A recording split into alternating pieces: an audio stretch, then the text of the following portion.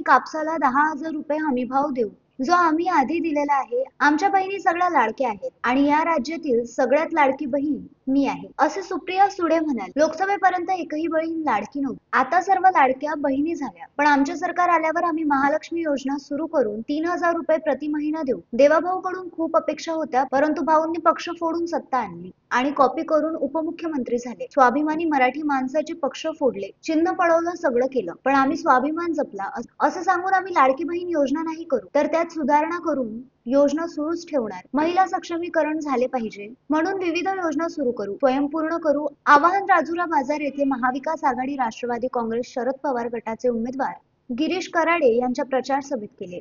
माजी कृषी मंत्री हर्षवर्धन देशमुख यांनी मोर्शी मतदारसंघातील विरोधकांचा समाचार घेताना म्हटले की हे कधी राष्ट्रवादीचे नव्हते, तरी म्हणते की आमची तिकिटे कापली, असा अपप्रचार करीत असल्याने मतदारांनी लक्ष देऊ नये। सर्वांगीण विकासाला प्राधान्य देऊन महाविकास आघाडी शेतकऱ्यांना हमीभाव देणार, युवकांच्या हाताला काम, महिला सक्षमीकरण करण्याकरिता विविध योजना आणणार आहे। ज्याला आम्ही मोठं केलं तोच म्हणतो माझा जन्म वाड्यावर झाला नाही, तर आमच्या 4 पिढ्या वाड्यातच आहे, परंतु आम्ही गेल्या 4 दशकात पैशाची लालच केली नाही। तर मी देवेंद्र भुयाराला वाड्यावर बोलवले नाही, तर तोच स्वतः आला होता।